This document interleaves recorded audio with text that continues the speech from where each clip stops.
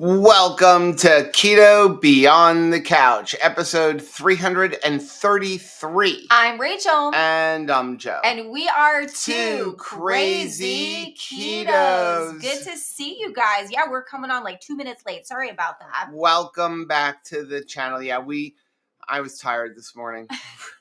We went up to hang out with Anthony and Sarah on Saturday. Such a blessing. At Disney, and then they were like, we're going to stay overnight. Do you want to come back up tomorrow? And, it's like an hour and 50-minute drive. So 2 days getting up at 4 a.m. because those two like to rope drop. It's so interesting to see the different personalities come out as your children become adults, isn't it? I mean, it is a gift. Yeah. It really is a gift to be able to see them. And yes, each of them are so unique. And they're in different seasons of life. So I think that matters too. John Paul is like, hey, the mornings are tough because you've got to get a toddler up. And for Caleb, he's still in that season of I could sleep to noon. Right. And really enjoy myself. And then you've got Anthony and Sarah, they're newlyweds. And they really inspired me, Joe, because one of the things that they're doing since they've gotten their tickets for the theme park that they've got is he is tracking different rides they go on, how many miles they walk together, like different, the rides that they go on in each park. And it's beautiful. We're always tracking something. A lot of times we're tracking things that can go to a negative bent, like you're mad at yourself for something. But he has chosen on purpose to track something that they're doing as a couple. And I think that that's beautiful because it's encouraging every time. I saw Joe said that BOGO bacon at Fresh Markets moved to Wednesdays. Thank you for letting us know. Yes, because that's a big change. We do have a Fresh Market in Port Charlotte. Ooh. So welcome to the channel. If you are new here, this is Keto Beyond the Couch. Keto Beyond the Couch is all about our subscribers. We do this every Monday at 10 a.m. We like to highlight success stories and answer questions and comments that people have posted on our social media networks over the last week, like our Mighty Networks group, which is completely free. You can join that at members.twocrazyketos.com. Now, if you're new here, the way we do this is we're going to go over everything that we have pre-prepared. We don't pay too much attention to the chat till like the last 10 or 15 minutes. So if you have a question, hold off till then. Or if there's something you want to talk about because there's a topic we're talking about right now and you want us to answer a question, use the super chat function. That's the $ that's down below in the chat window. When you do that, it helps benefit the channel. But more importantly, it's going to highlight our screen. And that's going to let us know that you have a question. We can answer it right then and there. We do want to start off with saying today's stream is sponsored by Salty. Boy, actually the entire weekend was sponsored by Salty because my gracious, I don't think we would have gotten through. Like, it was so hot. It was so hot. It was 100 degrees in Tampa, Florida yesterday. And I can tell you, like, I was struggling yesterday morning. I started my day with 3 Salties. It immediately gave me back my energy. Yeah. We talk about all the time, electrolytes are super important. People think hydration is water, just about water. It's not, especially if you're on keto. If you're on keto and you're drinking a lot of water but not using electrolytes, you're actually dehydrating yourself more. And I know that sounds weird. But you're diluting what you got. Your electrolytes. So you need to make sure, especially in all of this heat we're having across the country, you need to have electrolytes.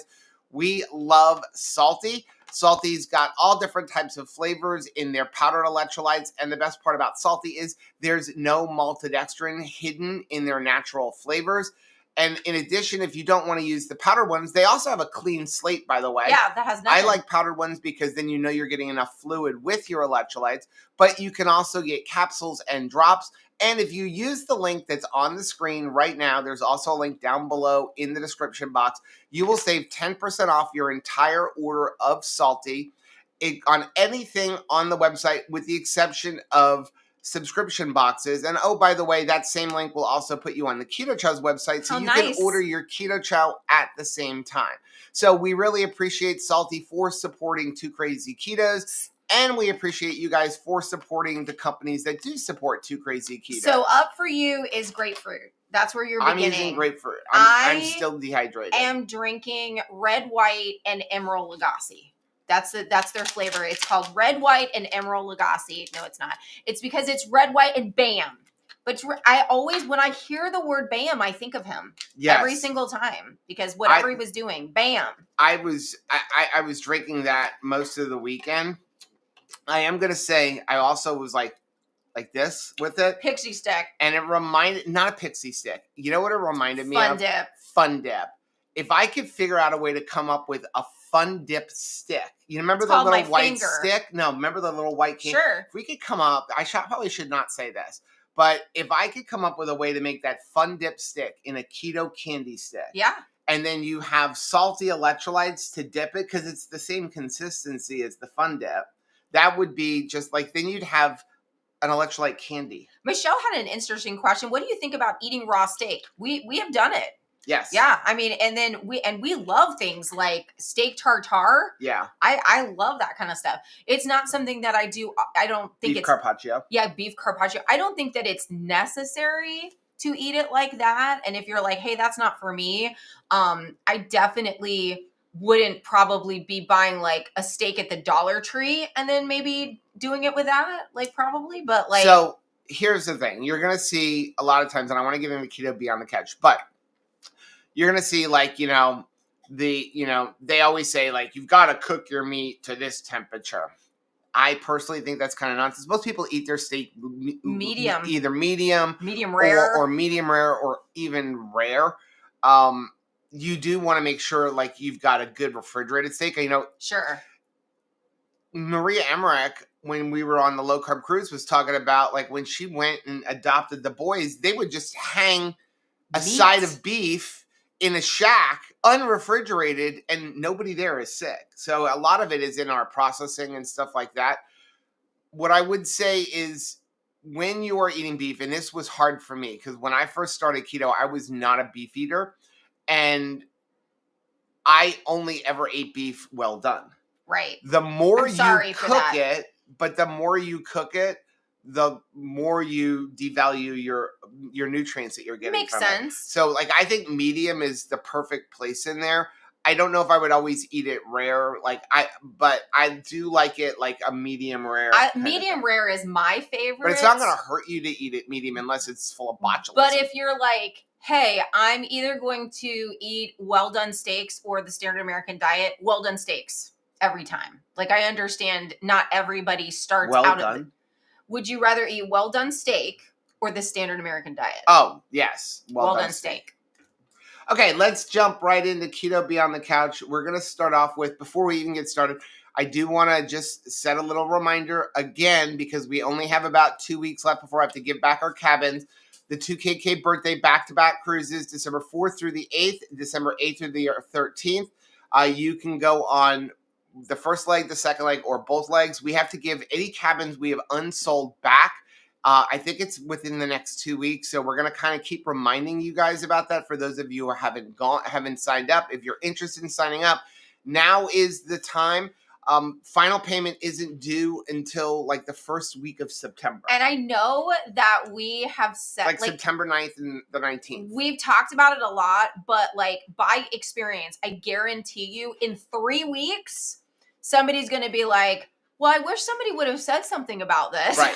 Now, we'll be able to get you on the cruise after we give back our cabins, but you're going to have to pay whatever the current rate is. And I don't want you to have to do that. Not our group cruise rate. Yes, get a good rate. And also, your deposit will not be refundable. That's the difference. One of the things with the group is your deposit is fully refundable up until final payment date.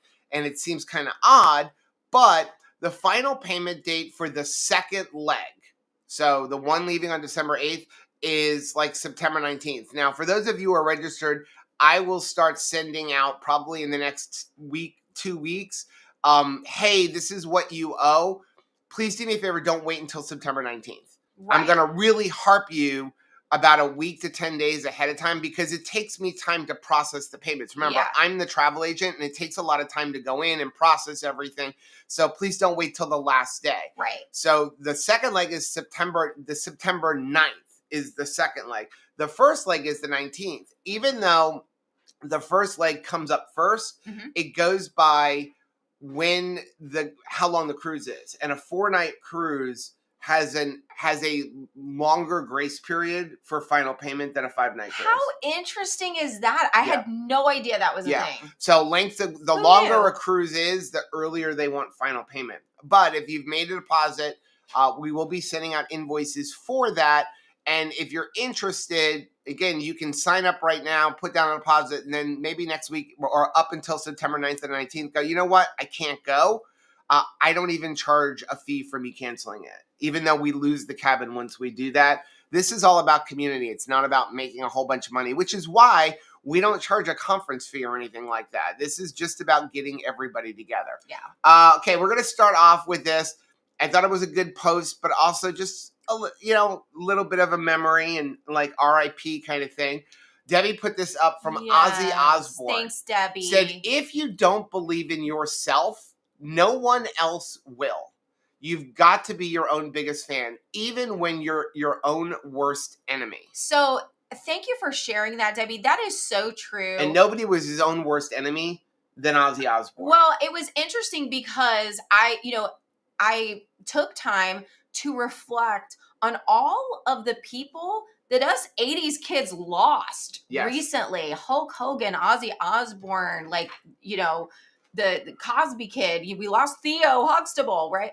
So it's been a challenging week, and I took time to just kind of reflect on their lives, because they did all inspire me, during formative years of my life. And so Ozzy Osbourne really came from a very meager existence, and he was viciously bullied in high school. I mean, sexually assaulted. We're talking like terrible bullying as a young man. And how that is either your past is either the dirt that buries you, or it is what you use to climb up out of the hole and set you on a path for success in your life. Right. And he chose to make something out of that mess. And I was just very inspired by rereading his life again. Thanks for sharing that, Debbie. Yeah. And he had a very strong person who helped dig him out of his holes. He really did. With Sharon. With Sharon. Yeah. And I'm fortunate that I have you.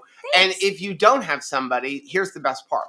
You have the two Krazy Ketos community. Come on which down. is why we are so focused on community. Yes. Lynn said Leonardo DiCaprio too. Wait, what? No. No. Can't be. No. Now I have to look this Now we up. have to. Are you serious? Like, wait, what? I'll look it up. You pay attention to the chat. I'm just like, that can't be it. Maybe he had, shared something. Oh, okay. Got me a little. I was like, wait, what? Okay. So since I did pull up my phone for a second. Yeah, Juliana said Ozzy and Hulk both found Jesus too. Yeah, which is awesome. Yeah. So something that Bill, because I saw Bill is in here, something that he posted this morning really blessed my life, because we were talking about yesterday, we had gotten so much movement in this week, as you can imagine, because we were in Disney World. But one day we were there longer than the other day. And so I didn't have as many steps on my step counter to report yesterday as I did the day before. And that used to be something that really bugged me. And I would just say that the day where I had less movement, or let's say you didn't have as clean of a meal, you'd be like, well, I suck. Like that whole day is wasted because it wasn't as good as another day, right? And so something that he perfectly articulated this morning was, he said, the defeatist mindset of I fell off the wagon and now it's all over is actually self-sabotage disguised as false humility. And I thought that is really true. Sometimes those thoughts that we kind of like go and run with, like, oh, I really just screwed up this day, so I might as well just give up. Or like, I had a bad meal, like I had a cheat day or something, so I might as well just let it turn into a cheat month. That is a self-sabotage a lot of times, where you're choosing the self-sabotage so that it's like false humility, so that you can really just not continue to get back in that game and be consistent. Yeah. Now, before we continue, I mean, since you brought that up, there was actually a post. I don't remember who it was, so I apologize. But there was somebody who had posted that they're ketovore. Okay. And then they cheated because they had a giant salad. They were just really in the mood for veggies. We've got to take this out We've got to get that out of there. Out of our mind. I've even seen Nisha talk about she regrets ever talking about ketovore. Because you're like, because it was just another label. Yeah. Listen, the only way you're going to cheat on keto is if you go back to eating the standard American diet, eating bread, eating pasta, sugar, grains, things like that. If you have a meal and that meal has more veggies than normal, Right. You're fine. Yes. You're fine. Okay. Yeah. Stop beating yourself up over that. You know, if you look at what ketovore was, it's a whole food diet focused on meat with eating some veggies. But there's meals where we eat more veggies, and that's not cheating. It's not falling off the wagon. I've had responses. I've had people message me like they've had disappointment because they will see me eating chicken and not a fatty cut of like steak. Right. Like there's a I love chicken. But I'm just saying that I'm sorry, but I do not give anybody permission to be like, well, now we're ranking meat. No. Right. We are doing so much better than we used to do. So if you are having grilled chicken breast, or you are having steak, or you are eating sardines out of the can, we are so excited you are here. And we love that. I love seeing the variety. Yeah. Don't you? I do want to answer this question. I think it's a good question. I promise we're going to move on. David said, does the keto way of eating help or affect visceral fat? I did try 2 or 3 days last week and was amazed at my energy being higher. I visited with people camping, compromised, but back today. Wait, yes, David. Absolutely. Eating a ketogenic way of eating a whole foods diet is going to help with visceral fat. Visceral fat, yes. The number one cause is going to be sugar. Mm-hmm. And fructose. Right. So, like, for all the people who are pro, you eat a lot of fruit, that is going to be one of the leading causes of visceral fat, especially the fructose. So, by cutting that stuff out, you will help with your visceral fat. Well, you're cutting out, like, even I think that we understand that there's like a wheat belly also. I mean, people know, what do they call it? A beer belly. Right? Yeah. That's that space. That's right. That same location. Grains and sugar. It's grains and sugar. Yep. Okay, we're going to go to this one from Beth. Hey, Beth. Beth said, I have some exciting news for me. We rescued a 10-year-old diabetic cat that weighed about 21 pounds and had been raised on a high-carb cat food diet with no portion control. We make our own cat food out of chicken, eggs, and vet-recommended vitamins. After several months, he now weighs 18.5 pounds, so lost weight, and the vet took him off of insulin. It is so amazing watching your loved one in person go from full-blown diabetes to healthy with more energy. This is awesome. Because, yes, you have to eat your proper diet. Like Dr. Berry calls what we eat the proper human diet. What is the proper human diet? Under 100 total carbs, focusing on meat, and eating whole foods. And that can include veggies. Now, can everybody eat 100 total carbs? No, it depends on where your metabolic health is. If you've been morbidly obese and you've got diabetes, you're going to have to lower those carbs down. You may be able to eventually raise them up again with vegetables and whole foods, but that's generally what the proper human diet is. Well, here's the thing. A proper cat diet, cats are carnivores. Yeah. So if you want to meet an actual carnivore, it's cats. There is not one bit of cat food in a store that you can go and buy those packaged cat foods that is a proper cat diet. Isn't that crazy? It is not a proper cat diet. That's awful. A proper cat diet is meat. Yeah. And so if you want your feline to live longer and not have diabetes, and I know, like we've had a lot of friends who have had cats with diabetes, it is caused by feeding them the cat foods in the store. And it is not caused by its genetics. No, it is caused by the food that they're eating, and cats should be eating a whole food, meat-only diet. And if we ever get cats back, that's what we will. We will, like I would like some barn cats and stuff, but they will, aside from like mice and stuff like that, they will get only meat.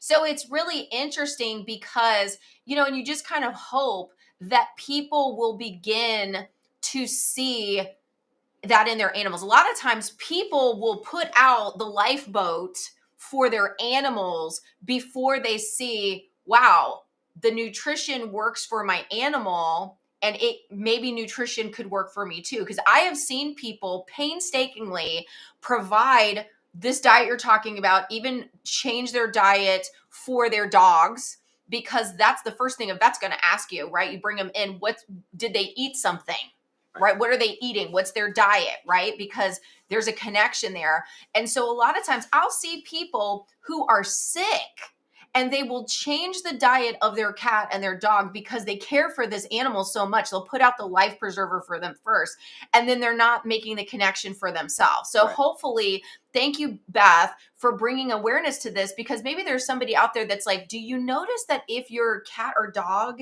is on the diet that's really good for them without a lot of preservatives and fillers and junk, that they do better? What if you remove the fillers and the junk in your own diet? Right. Wouldn't you be better? Same thing with chickens. You know, you go to the grocery store and there's some egg brands that say fed a 100% vegetarian diet.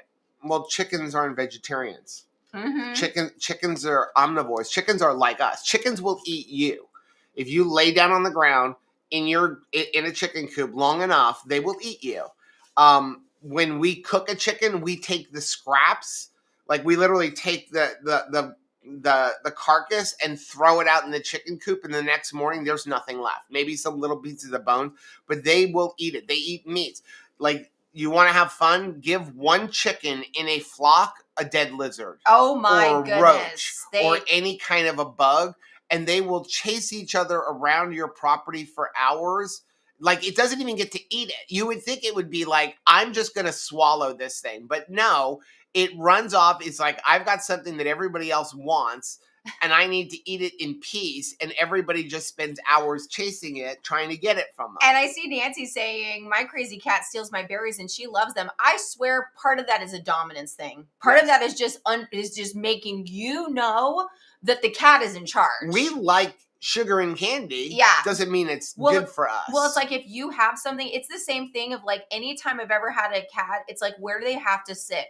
Right in the middle of your workstation. Yeah. They want you to know that, like, really everything belongs to them. Okay, next one is from Teresa. Hey, Teresa. I heard Joe and Rachel talking about Brazilian steakhouses. Out of curiosity, I Googled them area. In my area, we have a Texas de Brazil. I never knew. For anyone who's been there, what do you like to order? We are going to go there next week. So here's the cool thing. Brazilian steakhouses. All you can eat. They are typically, they bring the food to you. You don't have to order anything. And that's one of the things that's nice. When a couple weeks ago, people asked about Texas de Brazil, Fogo de Chao, or Rodizio. They're all good. And there's other ones out there. Those are just like the big three main chain ones. Fogo de Chao is good. They kind of consider themselves to be more upscale. They're generally more money than the other two. The meat that comes to your table, I don't think is any better. But what they do is they like to upsell you. It's like, oh, if you like this ribeye. Ooh, we've got one that went to Harvard. One. Yeah. That's where you don't need to go. So when you go to Texas de Brazil, you don't have to order anything. If you're going there as a keto person, you don't have anybody else with you that's not keto, tell them, I don't need any bread or any of that kind of stuff. They're going to come around your table with pork, with chicken, with beef, with picanha. They will come around with pineapple. We always just like, no, we don't want the pineapple. We don't want the bread. There is a bar that has salad and other stuff on it. There's salmon on there. There's bacon on there. A lot of times ceviche. That's why when we do like a family outing, even though it costs a little bit more money, you're going to pay about $50 a person. Depends on where you are in the country. We go there because everybody can find get whatever they want. Right. Yeah. So that's the cool thing about going there. A little hint about Texas de Brazil is certain days, usually it's Monday through Thursday, they have a lunch menu. It's cheaper. And it's the same food pretty much, but it's like $15 to $20 cheaper. Yeah. So what we'll do is we'll get there like right at 3 o'clock. I think lunch ends at 3:30.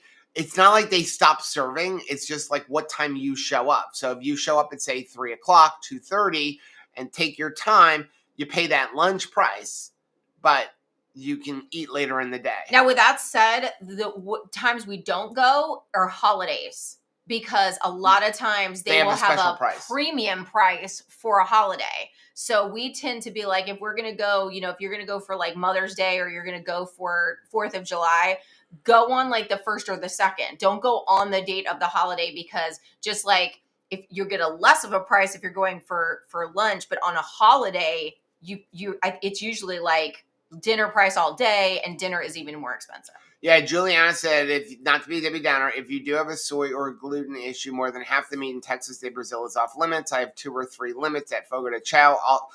Just more FYI. Yes, we always, if you have those kind of allergies, you should definitely. Yeah, I mean, if you go to Texas Roadhouse, there are certain things that check for your needs, but praise God, everybody doesn't have gluten allergies and can handle it. Next one's from Rita. Hey, Rita. I'm getting a lot of functional fitness this week. I have an apartment inspection on Thursday, so it's a good excuse for me to move furniture and declutter. Yes. Only able to do small spurts, but they are adding up to bigger and cleaner things. Thank you for that. Hear that. Small spurts add up to bigger and cleaner things. Bring that into your life. Small spurts, a little walk around the block that you just start doing leads to bigger things. That's right. You are never going to get to bigger things unless you start with small things. You know, even the Bible says, do not despise the days of little things. The beginning starts. That is how it has to begin little, right? Life begins little. You got a baby that can't take care of itself, and you're trying to raise it into a fully functioning adult. So if you're like, man, all I can do is lift a water bottle, all I can do is lift my own arms, I'm going to start there. A lot of times we tell people, get yourself that little thin PVC pipe at Home Depot or Lowe's and start lifting that before you make a transition into big weights. You want a good workout. Yes. Okay. This is going to sound weird. Go to Home Depot, buy a length of about 5 to 6 feet of 1/2-inch PVC pipe. Mm-hmm. Okay, it's going to cost you about $3. You can't get a cheaper workout than this. You could also use a broom handle. Yeah. If you have a broom handle at home. Okay. And all you're going to do is you're going to start right here. Okay. Mm-hmm. And you're going to come up like this. Start with 50 times. Then out like this. 50 times. Arms apart. And then behind your head. Right. Try to do it behind your back. Do that every day. Yeah. Your arms will be so sore you'll hardly be able to lift them. And then when you can do it with ease, up it to 75 times each, up it to 100 times, up it to 300 times. I'm telling you, you won't be able to move your arms. And it is the best body weight exercise that you can do. If you want to work on your legs, your thighs, your calves, sit on the edge of a pool or somewhere. Start kicking. Even in a chair and just kick your feet. Yeah. The reason I say on the edge of a pool or the edge of a bathtub is because you have that resistance of the water. If you can't do a lot of things, again, most of us have the ability to go to the bathroom, right? Where we can get up and actually go to a bathroom. So when you go to the bathroom, do what you got to do and then stand up and sit down 5 times. Then do 10 times. Then do 20 times. When you have to go get mail from the mailbox, make the trip 5 times. Those little things will all add up. And nobody has a permission slip today to do nothing. Right. I am not signing that permission slip. I am not saying that, in order to be in the cool club, you've got to have a home gym and work out 4 hours a day. I'm not saying that, but you can do something, and nothing is not acceptable. Unless you're in a coma, there is zero excuse that you can get zero because there's movement. some part of your body that's working. Next one is from Nancy. Hey, Nancy. Huge win for me. Yesterday, I had to waste time as I was waiting for my mom to finish an appointment. I decided to get a few groceries for the hotel. I caught myself looking at deli meat cheese counter and kept strolling by the meat department. It was crazy. I had no desire to go down the potato chip aisle or the cookie or candy aisle. Wow. Instead, I grabbed a couple of yogurts and a pack of strawberries. I would have never done that before. I was so proud of myself. I've been staying on track so far during my trip. I would appreciate any suggestions on food I can travel with. Wow. Traveling food, carnivore bar, beef jerky. If you have a little mini refrigerator, I know, Nancy, we were talking about like that little mini refrigerator that we recently did on our camping channel. Hard-boiled eggs, keto brick. Then I suggested hot dogs. Hot dogs, yeah, because you can eat them cold. You can eat them cold, and a lot of times cans of sardines. You get a little microwave. Yeah. So I really love this. Oh, and those legendary foods chips if you want to crunch. even though they don't sponsor our channel. Many times we don't notice the wins that are happening. So maybe you're like, I have not completely eliminated cravings. And so you fixate on the fact that I haven't gotten rid of this. But if you are able, as Nancy is saying, you are able to actually go in a grocery store, just buy what you need and leave, that is a victory that you are not noticing, Right. that you need to celebrate. Because I used to be like Nancy too, where it was like I would go on walkabout like those turkeys and get myself into trouble just like those turkeys. The fact that I can stick to the plan and not feel compelled to see, well, maybe I won't eat a cookie, but I just want to see what's the new version of Oreo that's in existence. The fact that I'm not curious about that anymore, it's a win. That's a really big win. You know what that tells me? What? Window shopping is stupid. Yes. Not when it comes to clothing. Yes. If you're going... I have to do some shopping this week. Window shopping for clothing with no intention to buy is just as silly as window shopping in a grocery store for something you have no intention to buy. Eventually, you will get itself in trouble. Okay, can I go window shop new 3D printers? Honey, you do that all the time. Yes, you may. Can I go window shop a motorcycle? No, you need to stay out of that altogether. Why? Why do I have to Why do I have to stay out of window shopping for a motorcycle? Well, because that is because eventually you'll buy one. There'll be a motorcycle. But honey, I'm sorry, but eventually I have to buy some clothes. Okay. I'm not saying like don't go in the wildebeest thing. Next one is from JJ. Hey JJ. I have made 2 successful batches of yogurt so far. I'm not sure how to tweak what I'm doing to make it better. I was doing the full fat version, but I think I'm going to switch to low fat. My first batch still quite a bit of twang in it, but the second one is very mild, but it still has a tiny hint. I use my Instapot Duo for both batches. The first one I set it on medium for 8 hours because I read on Reddit posts that for the temperature for the medium was 112 degrees. That's a good temperature. Second time I did it on low for 10 hours. The second batch didn't look as pretty as the first, but after draining and whipping it, it looked perfect, but still has a tiny hint of twang. Just wondering if anyone else has any issues. My Instapot just doesn't do yogurt. It has high, medium, and low temperature setting, but it doesn't give you the temps. High is boiling though. So that with the Instapot Duo, we've kind of learned that when it does that high setting. So when you make yogurt, okay, there's a couple. If you're using raw milk or unpasteurized milk, or if you're using not ultra pasteurized milk, you have to first kill off any bacteria. So what you would do is you would boil it on the high setting, on the yogurt setting, on the Instapot Duo. That kills off all of the bacteria that would be in the milk. So you're basically ultra pasteurizing it. That's why when people talk about I'm making yogurt from raw milk, technically you're not. I mean, you are. You may start with raw milk, but once you do that boiling stage, it's no longer raw. It's been pasteurized. You just did your own pasteurization. You have to do that because when you introduce the yogurt cultures, what happens is the yogurt cultures will compete for the sugars that the other bacteria are, and so you won't get a good yogurt. And I know that was originally what JJ's problem was, is that he was adding in the yogurt cultures, but then when you did the boiling stage, it was killing off the yogurt cultures too. That's why you have to do the boiling stage. Then when it comes back down to room temperature, then you add in the yogurt cultures.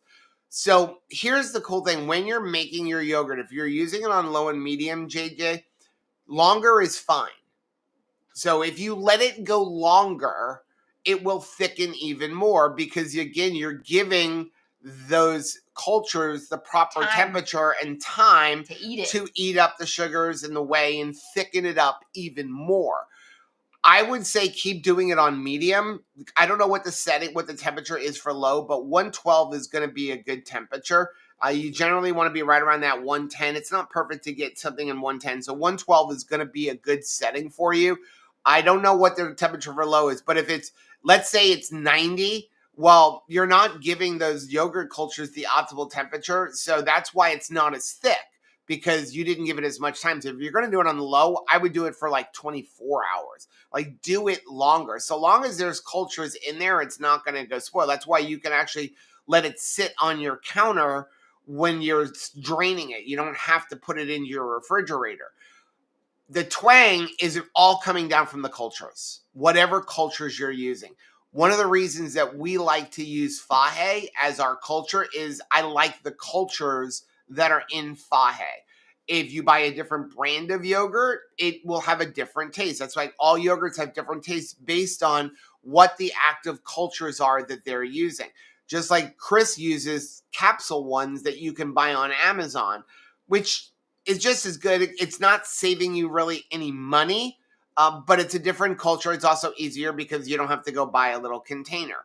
But it all comes down to the cultures on what you do. And generally, in my experience, the longer I let it sit, the less twang it's going to have.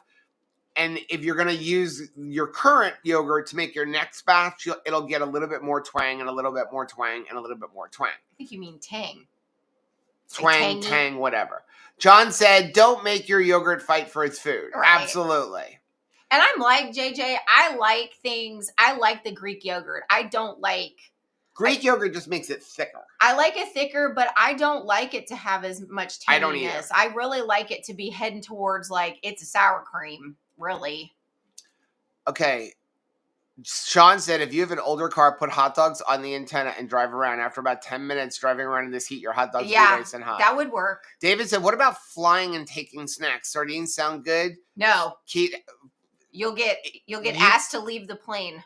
I mean, are you going to be allowed to? Probably not. I don't know. I don't know if you can take sardines. You might be able to take sardines through because it's a closed can. So my mom, when she was pregnant with me, had read all about how like fish was really, good for the baby and for development and stuff. And so every single day she would bring in for lunch like these fish dishes to try to help me, which I appreciate, but she said, she was not the most popular person in her office bringing in fish. Okay, David also wanted to know, is keto the same as trying to get your body into ketosis? Okay, so people confuse the terms ketosis and ketogenesis. Most people use the word ketosis. Ketosis, by definition, is when your body is using ketones for fuel. That's what ketosis is. That is why you will have certain companies that sell exogenous ketones that are multi-level marketing companies. You can probably figure out who I'm talking about. Where they will tell you, you can eat an Oreo cookie and then drink our product and be right back into ketosis. So don't worry about a huge cheat. You don't even have to eat low carb because all you got to do is take our products and you're going to be in ketosis. And here's the thing. They are not lying. They're not lying. Now, they're being deceptive, but they're not lying because your body's oxidative priority will always use exogenous ketones, which is ketones that you give your body. It will always use those before getting to any food you eat or food on your body like fat and things like that. The only thing it will prioritize over exogenous ketones is alcohol. So when they say you can drink this, you can eat a giant meal. You can eat a whole bunch of sugar. And then if you drink their exogenous ketone, your body will be in ketosis because your body will be using ketones for fuel. But that does not help you lose weight. That does not help you burn body fat because you're not touching that stuff. It's just using those ketones. You want endogenous ketones, which is where your body makes them. The act of your body making them is ketogenesis. That's what we're really striving. We are not striving to be in ketosis like everybody says. You're striving to be in ketogenesis and ketosis because ketogenesis is your body making the ketones and then ketosis is your body using them. So how do you get your body into ketogenesis? It is by eating a low carb diet and not overeating because you can eat a zero carb diet. But if you eat 2,000 calories more than your body needs, you're going to have very low ketones because your body can just use the food that you're eating. It doesn't have to actually create ketones. I think it's really important for us to value proper nutrition, not what can I get away with. We are not helping ourselves by saying, well, see, like technically I'm in, I'm keto, but I'm not eating keto, but like I can drink this thing and then I'm getting, I'm getting what I want it to say. And I think that we need to love ourselves enough to want to nourish ourselves properly. I think about that even with GLP-1s, right? It is what we may be looking for is appetite suppression, something that is going to suppress our appetite, right? Like I would love to eat less. I would love to be able to control myself. If you are utilizing something like that, that is helping you to suppress your appetite, I understand the value of that, the blessing of that. But while you are able to suppress that appetite, do not go back to not proper nutrition. Don't be like, hey, the whole entire goal of this health journey was for me to eat less cookies than I used to eat. Now that I can eat less cookies, I can just go eat cookies, right? Right. No, you've learned here and through other research that you have done that the proper nutrition that your body needs is a proper human diet. Right. Continue eating that. If the goal is, okay, I want to eat less of that, okay, fine. And you're using something that's helping aid in that. That's fantastic. But do not go back. Hey, now that I can eat less, I'm going to go back and hurt my body with other food because that's just not going to be helpful for you. What you could work into is you've seen me, we talked about it last week. I was able to only eat 500 calories of basically just carbohydrates. Did that help my body? I got slender. I got skinnier than I was. For a time. But you got sick. I got very, very sick because I was still not nourished properly. Right. So less food without proper nutrition is not what you want. You may think it's what you want. Hey, I want to be able to like eat a bunch of sugar, but be able to stop myself by using something. But that, I'm telling you, as somebody who has lived through it, it is not what you're going to want. So I saw Juliana said, I have taken tuna pouches on a plane. Just need extra trays. Sardines could be viewed as a weapon once open. I think it would be no because of the sharp lid. I would agree. It is not just the sharp lid. It is weaponized. I don't want to smell tuna fish once the smell is out, it is weaponized. Next one's from Andy. Hey, Andy. I'm sharing a win today. Join in by sharing one of yours. I pack lunches for my husband who is not keto. Nice. His lunch consists of all types of junky stuff, but that is what he wants. So every day, my hands have to touch all of the goodies that sometimes I also want to eat. My win is that most of the time, these foods don't call my name anymore. I believe that keto is changing the way my brain used to want these foods. They don't scream at me anymore or call me to join in with my husband. What a blessing. And if you can say to yourself, if you can get to that point where you're like, I can touch this stuff. It could even be in my house. I could interact with it. I am not going to get into a fight with my spouse over trying to make him eat something because that's never going to work, right? That is going to be a very unpleasant relationship. But that empowers you that you're like, man, even when it's in my house, I don't even need to eat it. Even when I touch it for my husband. So if I go out with friends, they ain't gonna bother me if they're eating it. Or if I go out with strangers and I see strangers putting things in their shopping cart, that's certainly not gonna upset me. Next one's from Elle. Hey, Elle. I think one thing to remember at the start of each day is that we can only control what we put in our mouth. Mm-hmm. And just because someone else is eating junk or a food that doesn't fit our way of eating, we can make better choices on our own. And that really feels good to know that their freedom is ours. That the freedom is ours. That is really important. And it's nice, and that's with everything. We can choose what we eat. We can choose how we move, whether or not other people are deciding to go from a sedentary lifestyle to a more active lifestyle. And we can choose what we think. I decide my attitude. I cannot wrongly try to act like Joe is responsible for my attitude. Like if he's upset or if the atmosphere isn't like, happy go, like I can still choose to be happy no matter if anybody else is joining me in that pursuit. Right. We were at Disney World, and I think that because you're in that location, people are there hoping that it is in fact the happiest place on earth, right? But you would see people enjoying it differently, some not enjoying it at all, right? Because of it, like I expected that it would be this location. It's the location's responsibility to make me happy. But then if weather's a certain way, or the stroller has a wheel that's not cooperating, or the line is too long, now I'm not happy. Right. But if you're choosing to be happy, that's on you, and nobody can make you unhappy. I love it. Next one's from Wild Zen. Hey, Wild Zen. What do you guys think of the new gravity water machine? Supposedly the filters last for years, but I'm skeptical. So it's just another version of a Berkey. Sure. Okay, it's not new technology. Berkey's been around forever. We recommend Pro One because Berkey had some issues. But it's a gravity water. But it's a gravity. Machine. So when really what it is it's just a big tin, right?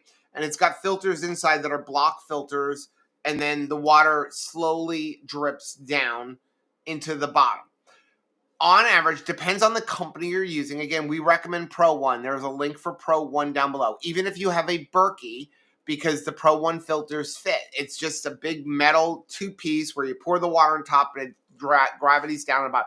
Kind of like the old little water Britas. Remember that you would put in your refrigerator? But the Britas, the problem was it was a very small carbon thing, right? And it was only carbon, so it really only took out taste and chlorine. So these filters take out more chemicals and things like that. And on average, depending on the company you go with, but like with the Pro One, you're going to get about 5,000 gallons out of it. So that will last. Like we can generally get a couple of years out of our filters. And a lot of times depending on the brand, again, they can be rejuvenated. By giving them some scrubbing. And you'll know when all of a sudden the how long it takes to filter, it takes a lot longer. And so then you can kind of go scrub, because what's happening is the pores are so tiny, it's like 1 micron.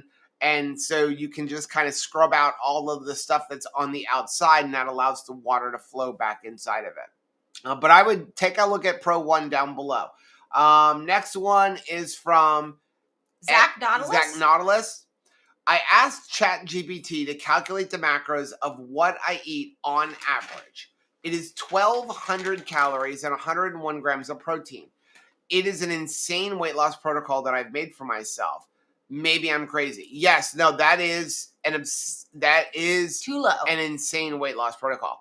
So if you're eating 101 grams of protein and you're only eating 1,200 calories, you're probably eating very low fat. And again, we are not doctors, nurses, or health professionals. I'm certified master health coach. We've talked about this over and over. Nobody should be eating 1,200 calories for very long. Okay. Keto Savage has talked about, like, even when he works with clients on weightlifting, it's only for like a few days right before a show where he allows them to drop down to 1,400 or 1,500. When we first really started talking to Robert about nutrition years ago, and he taught us how to do reverse dieting, one of the first questions he asked was, how much are we eating? And after tracking for a little while, Rachel was eating like 1,400. He's like, no. Like that, you should never be eating that low. You're not eating enough food. You're eating below your basal metabolic rate. There are lots of things online you can go, and again, we've talked about this in the past, why 1,200 calorie diets are dangerous. You will lose weight for a couple of weeks, but then your body is going to hit such a stall, and it is going to be almost impossible to get out of that stall because you're eating so low. Again, Rachel, 500 calories gained weight. So the problem here is you're probably not eating enough fat. And I would recommend slowly increasing the amount of food you get.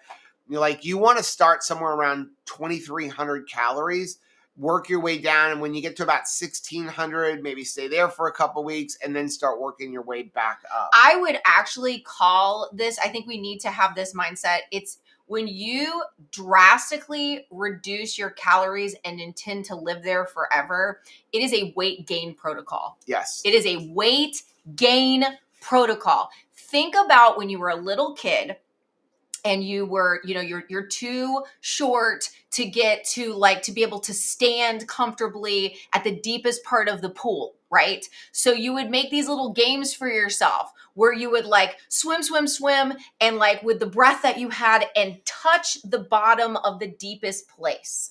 Right. When you are doing this severe calorie restriction, what you are going to cause for yourself is you are going to be swimming, fighting against the current because it's hard to calorie restrict. It's painful to not eat, right, on purpose.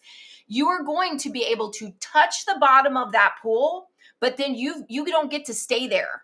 Right. That's not where you can stand. You cannot stand on that weight loss for the rest of your life. You're going to tap it, and then you're going to be back to weight gain. Let's take a quick fade to black. Peekaboo. Just a reminder to go check out Salty, the sponsor for today's video. If you need to get some electrolytes, use the link down below or the link with the QR code up on the screen right now to get 10% off. Let's go ahead to the next one, which is from Heidi. Hi, Heidi. Heidi said, I have always been an undereater. So I'm counting lately to up my calorie, protein, and fat due to my active lifestyle. And the scale went down initially. See, so I know it's scary. It feels like I eat less, I weigh less. That seems normal, right? That seems like even Dr. Berry has said, though, it's almost like you want a different word for the word fat. Because dietary fat that we consume and fat that's on our body, you've got one that feels negative and one I'm trying to make you understand is positive. So it's really hard to see that, but it's you have to eat. You have to at least think about it it seems reasonable that more full for your gas tank is going to help you go further. Yeah. Right? There's two problems that I think with keto when people come and start on keto. Number one, people get started on keto, and I'm looking at to lose weight. Sure. And I don't think that you should only do keto to lose weight. I think you need to look at keto as a health optimization protocol. It should be a lifestyle for life, and the weight loss is a side effect. But when somebody gets started on keto for weight loss, there's two major flaws. Number one is they get started because somebody told them you will lose weight and you don't have to do any exercise. You don't have to move. All you're going to do is not eat pasta, grains, carbs. And at the beginning that may work. It does work. Especially if you were eating like us 400 grams of carbohydrates a day and you were massively overeating. At the beginning, no, you won't have to move. But you need to move. So I think that's the one big flaw is people get started on keto and they think I don't need to move. And when I say move, yes, you need to move your body, but you need to do some resistance training because you need to work on your muscle. The bigger issue, I think, when somebody gets started on keto is, especially if they are an overweight person who is a chronic dieter, they bring in with them their chronic diet mentality of I need to switch what I'm eating and also slash what I'm eating. So, yes, you have to eat less than your body needs, but not massively less. And that's the problem. If somebody looks at a diet tracker and you go, I want to know what I should eat. And it'll say well, do you want to lose it? How fast do you want to lose it? Tomorrow. And you choose the one that says last week. Right? And so you slash your calories, the amount of food you're eating by 30%. And for the first couple of weeks, you'll lose weight. And then all of a sudden you don't anymore. It's not a shock to your body So anymore. The only thing you can do is lower it more. And that's how we end up in this 1,200 calorie thing. Yeah. Vicky, thank you very much for the $4.99 super chat. Today is my 67th birthday. I'm going to kayak today with my grandkids and dinner at Texas Roadhouse in Elkhart. What a beautiful day of celebration. Well, let's sing. Happy birthday to you. Happy birthday to you. Happy birthday, dear Vicky. Happy birthday to you. And many more, so many more. Don't you love hearing victory like, I am celebrating my birthday with kayaking with the grandkids. Yeah. I mean, you're talking about there was such a beautiful shirt yesterday. I am buying that shirt because I am not too late. It's not too late for me to make core memories for myself. But there was a mom that had a shirt on and it said, "Today is a core memory day." I like that. Like it was just reminding her that my children will remember this day. This is an investment. I need to be present for this because this is a core memory day. And I think today, Vicki, it is your birthday, and I'm so thankful for another year of life for you. But for your grandkids, this is a core memory day. Kerry had a question. He said, we're not doctors or nurses. I have a bladder stone and a kidney stone that is huge and a hernia that I can't get treated. Is there any way to empty the bladder better to combat the stone? Again, we're not doctors. I would say do some apple cider vinegar. Next one is from Ashley. Hey, Ashley. I started to add more fat to what I'm eating, and I started losing weight again. Way to go. I'm adding more cream to my coffee and extra egg yolk or two with my eggs. Way to go, Ashley. Next one is from Amy. Hi, Amy. I'm not exercising so I can wear a bikini. I'm exercising so I can take my son on a trip for his 50th birthday. Yes. I'm exercising so I can dance at my grandkids' wedding. Yes. I'm exercising so they all look after themselves in 30 years because I can still look after me. This isn't just for me. It's for everybody I care about. Wow. What says love for your family? We say like, I would die for them. Will you live for them? Will you move for them? Will you eat for them? This is true love. We have 3 sons, and I rejoice in knowing we are not going to be a burden to those children. Right. We have given them an opportunity to, like, you know, while we were out, Anthony bought me a cup of coffee. He took me to that Joffrey's. I love their flavor of coffee there. But it was like, that is elective. That he can buy me a cup of coffee. I am trying my very best to bring my best to each day so that I can care for myself and Joe can care for himself as long as humanly possible. That's love. Next one is from Tammy. Hey, Tammy. I have a couple of questions. Number one, I'm interested in learning more about doing therapeutic keto. I've heard this term and I want to know more about it to see if it would help my mental health and depressive tendencies. Are there any books that anybody recommends to learn more about this and get the kind of game plan started for myself? Number 2, in the accountability group, is this where I could post my food choices daily? Sure. I've tried journaling daily to keep myself accountable, but it has not been successful for me so far. So real quick, yeah. Number 1, that's exactly what the accountability group is for. So yes, that's where I would go post for it. Or you can just post it on the main page.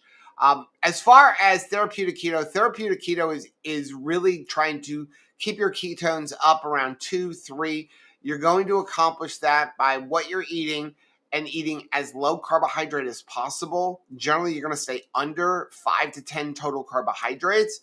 And the best book that I am going to recommend is Brain Energy by from Dr. Chris Palmer, and he is a Harvard professor and doctor, and he discovered just by accident, really, that keto helps with brain issues. And I would recommend that book because in that book is where he's really going to talk about doing therapeutic keto. Why there does is it work? A difference between therapeutic keto and eating keto just as a normal everyday lifestyle and to lose weight. It's almost impossible to do therapeutic keto and weight loss keto at the same time. Yeah. Just so you know. Mm-hmm. Next one is from Laura. Hi, Laura.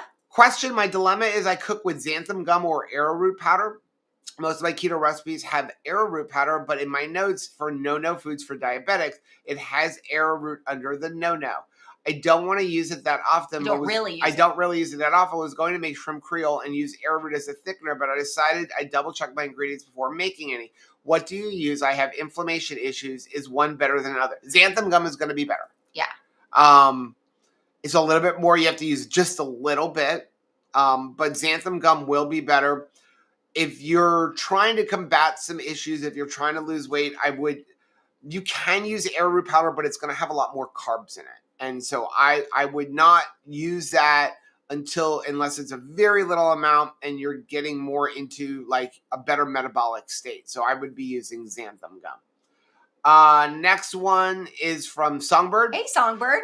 So what are you going to do with your old cookware? Donate it, sell it, or use it to feed the animals, or just chuck it?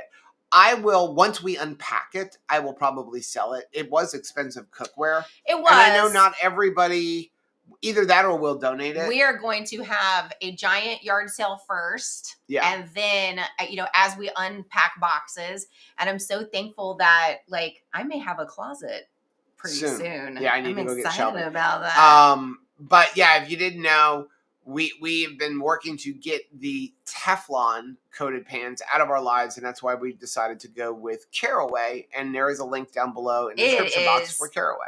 Amazing. If you want to cook like a rock star and you're Rachel and wouldn't normally be able to accomplish that thing, Caraway. Last one we have before we get to the chat is from Caprice, and this just made me smile. It said, Joseph Stauffer, I sincerely want to hear. Please talk about diving. I always wanted to learn scuba, but the cost of entry seems high. Plus, when I weighed 400 pounds, I didn't think I can get a wetsuit that fit. You can. You really can't dive without a wetsuit in San Diego because our currents are so cold. I could probably get a wetsuit now, but I'm still feeling like the other equipment is prohibitive. Can a person dive alone? Come talk to me. Be my Jacques Cousteau. I want to hear all about it. No, you can't say too much. I love that. Thank you. Again, this was kind of like because Rachel said, put up, if you would talk about this. Yes. But I'm going to answer it very quickly because I want to get into the chat. Sure. Number one, yeah, I dive with a wetsuit in Florida when the water is 80 degrees. I always wear at least something because I don't want to get stung by jellyfish and stuff. But you can get a wetsuit, especially now as you've lost weight and stuff. Cost of entry. Get certified. That's going to be your biggest cost of entry. Depending on where you go, don't shop price, shop instructor. Yes. Okay.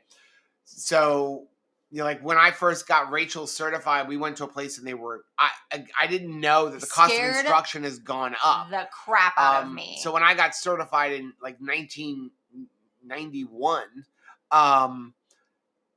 it was very cheap to get certified, and so when I saw the prices, I'm like, oh, I'm going to go to this place because it was like $200, but they were garbage. Yeah. And so that's how I met my friend Hugh, who really got me back into diving. So you want to shop your instructor. You're going to be about, depending on whether it's a group or a private lesson, between $500 and $700. You're really the only thing that you need to get started. You need to get started. And at least if I'm your instructor, I require you to have your own mask, fin, and snorkel. Yeah. A couple $100, maybe. That's a good place to start. If I'm doing the instructing, everything else is included in your instruction, like rental of all the gear and everything. The next thing I always recommend is somebody's get a computer. When I first learned how to dive, we didn't have dive computers. Now you have dive computers. Watch. You can get a computer for a couple $100. Everything else you can rent whenever you want to go diving. I own my own stuff. Rachel owns her own stuff. Chris and Miriam own their own stuff. But you can rent wherever you go. You can rent gear, and it's not super expensive to rent gear. It can be an expensive hobby if you start buying stuff. But that's why I became an instructor, to help pay for my expensive hobby. Should you dive alone? Not unless you're highly trained. I dive alone, but I dive alone not all the time, only in certain conditions. I don't dive wrecks alone. I don't go more than 70 feet alone. I dive with a backup computer, backup regulators, a backup tank with its own separate regulator, and I've been trained to solo dive. But solo diving brings a lot of risk because solo diving means there's nobody there to help you. Now, as an instructor, the one thing that I know is I'm instructing students. So technically, even as an instructor, I am diving alone because my students can't save you. Can't save me. So that's why you have to go through so much training to become an instructor.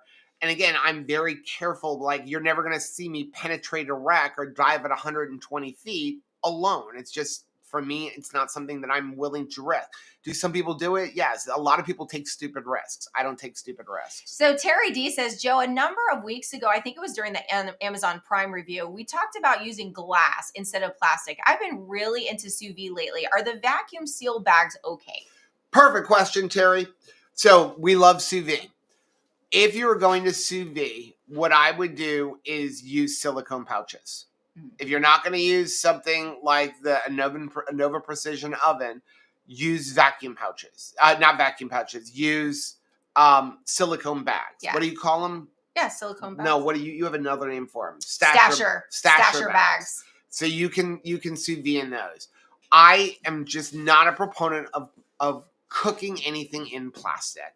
The place where I guess you can say that we kind of a little bit is we tend to heat a lot of things up on paper plates, which generally have a plastic coating on them.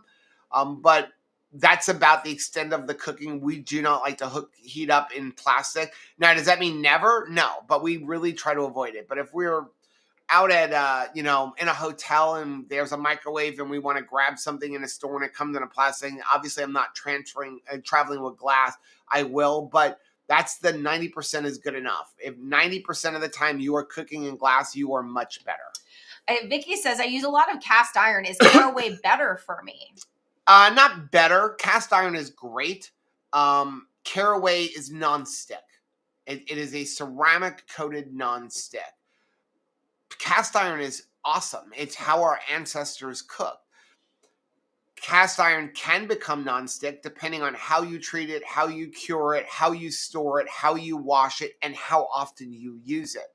If you look at ancestrally, even like as much as Rachel's grandmother, yeah, I don't know what happened to her cast iron, but I wish I had it because this was a Southern woman who cooked in cast iron skillets every single day. Bacon, grease. That thing probably was more non-stick than a brand new Teflon or ceramic coated pan because it's a buildup of grease.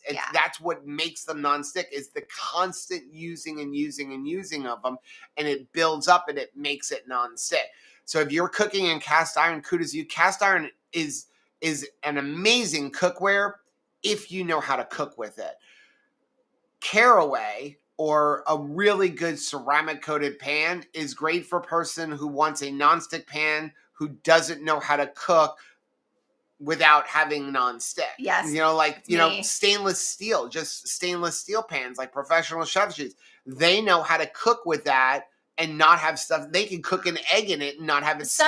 Something I love to do is just put cheese in the bottom of the pan and cook it up like it's a tortilla and then like roll a hot dog in it.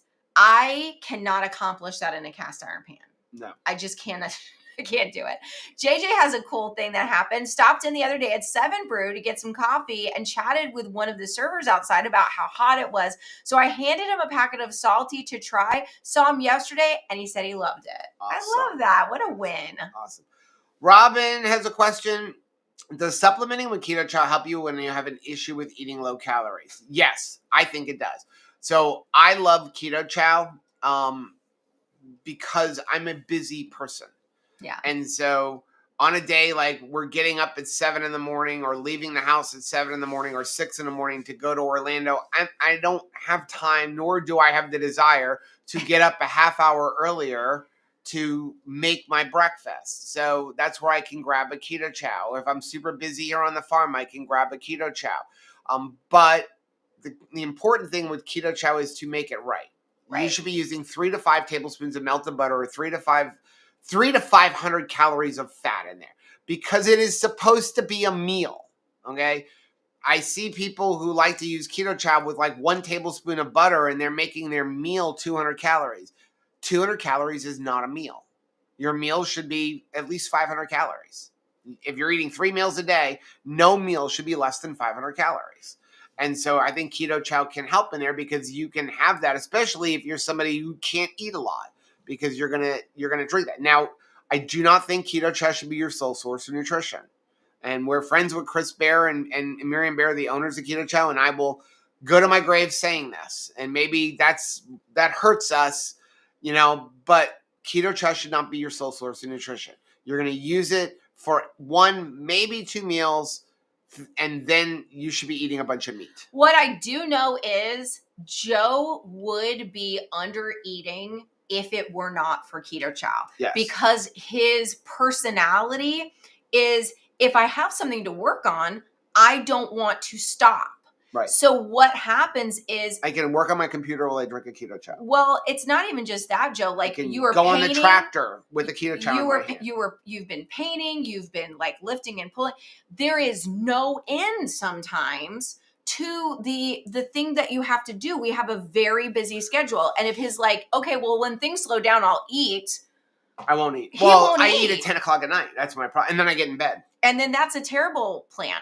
So the fact that it's like when I see, or when some, Joe will self-regulate and be like, okay, oh my gosh, I didn't look down. Wow, time has gotten away from me. It is 2:00 and I haven't eaten breakfast yet. I need to go eat something. Like right. This is a good thing. This is a good time to stop for a moment. Go to the bathroom and then I don't want to stop to eat. I mean, he doesn't want to stop. We're getting ready. We got to go to Orlando. Anthony says, I need you there by 7 a.m. I'm like, wait, what? And he's like, I want a rope drop. And I'm like, okay. And so the night before, Rachel's like, what time are we leaving? I'm like, we're leaving at 5. She's like, okay, can you set an alarm for 4? I'm like, 4?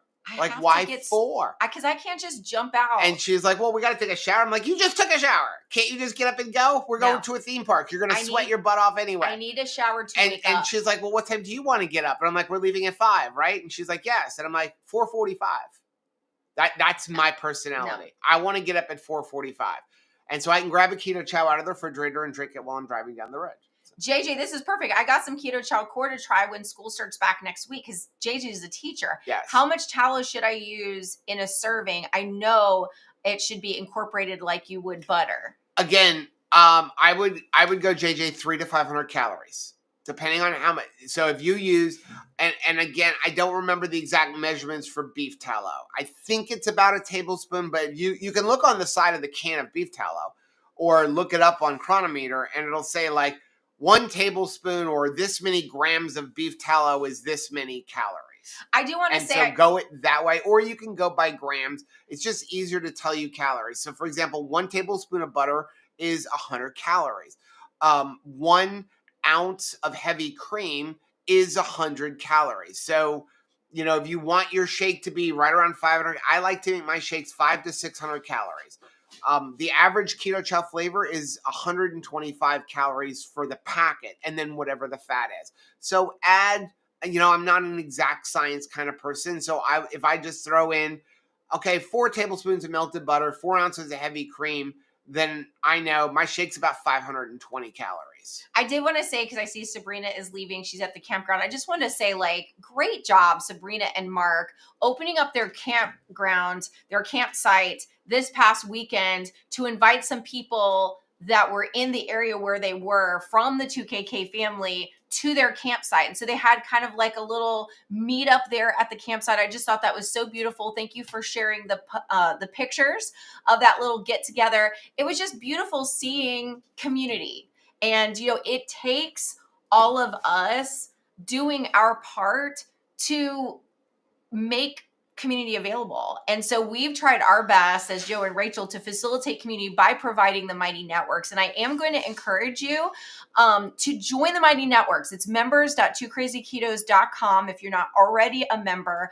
There is so many good conversations happening. There's so many subgroups in there that you can benefit from. So whether right now your eyes are on, needing motivation, you're doing keto alone, you're doing keto with a family, right? You are trying to get more movement in. And I will be live in the movement group later today. That's the group that we're going to be spotlighting. There is just something for everybody in there. Yeah. So join.